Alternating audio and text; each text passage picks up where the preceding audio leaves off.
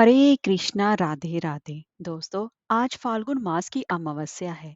आज के दिन गंगा नदी में स्नान करने का महत्व है और पितरों के निमित्त तर्पण किया जाता है। और आज के दिन पितरों के निमित्त दान पुण्य करने से पितरों की मुक्ति होती है।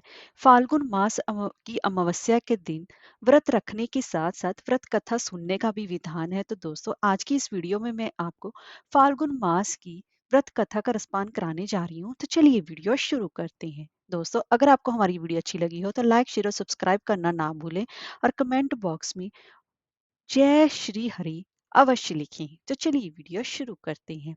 फाल्गुन अमावस्या की पौराणिक कथाओं के अनुसार एक गरीब ब्राह्मण परिवार था जिसमें कि पति पत्नी और उनकी एक पुत्री थी। उनका जीवन सामान्य ही चल रहा था। जैसे जैसे वर्ष बीतते गए उनकी पुत्री भी धीरे धीरे बड़ी होने लगी। बढ़ती उम्र के साथ उसमें स्त्रियों के गुणों का भी विकास होने लगा था। वह दिखने में अत्यंत ही सुंदर, सुशील और सर्वगुण संपन्न थी। लेकिन गरीब होने के कारण उसका विवाह नहीं हो पा रहा था। एक दिन उस ब्राह्मण के घर एक साधु महाराज पधारे।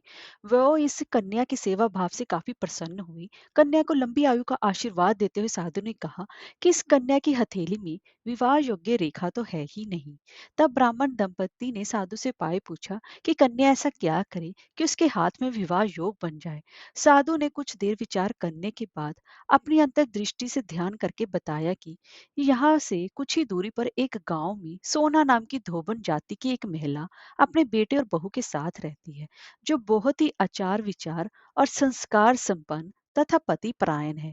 यदि यह कन्या उसकी सेवा करे और वह महिला इसकी शादी में अपनी मांग का सिंदूर लगा दे, उसके बाद इस कन्या का विवाह हो तो इस कन्या का ये वैध योग मिट सकता है। साधु ने ये भी बताया कि वह महिला कहीं भी आती जाती नहीं है। यह बात सुनकर ब्राह्मणी ने अपनी बेटी से धोबन की सेवा करने की बात कही। अगले ही दिन कन्या प्रातःकाल ही उठकर सोना धोबन के घर जाकर साफ सफाई और अन्य सारे काम करके अपने घर वापस आ जाती। एक दिन सोना धोबिन अपनी बहू से पूछती है कि तुम तो सुबह ही उठकर सारे काम कर लेती हो और पता भी नहीं चलता।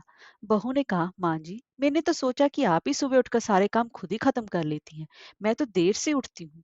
इस पर दोनों सास बहू निगरानी करने लगी कि कौन है जो सुबह ही घर का सारा काम करके चला जाता है।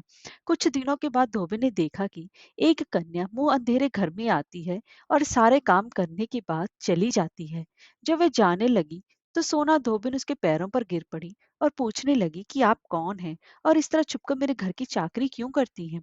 तब कन्या ने साधु द्वारा कही सारी बात बताई। सोना धोबिन पति परायण थी, उसमें तेज था तो वह तैयार हो गई। सोना धोबिन के पति थोड़ा अस्वस्थ थे। उसने अपनी बहू से अपने लौट आने तक घर पर ही रहने को कहा। सोना धोबी ने जैसी अपनी मांग का सिंदूर उस कन्या की मांग में लगाया, उसका पति मर गया। उसे इस बात का पता चल गया।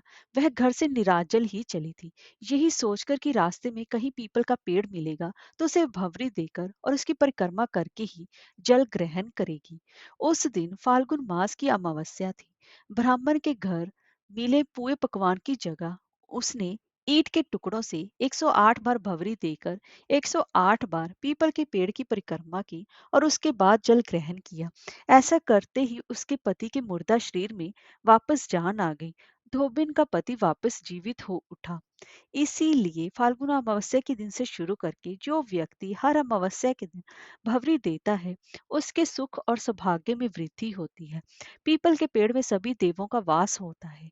अतः जो व्यक्ति हर अमावस्या को ना कर सके, वह फाल्गुन मास की अमावस्या के दिन 108 वस्तुओं की भवरी देकर सोना धोबिन और गौरी गणेश का पूजन करता है, उसे अखंड सौभाग्य की प्राप्ति होती है।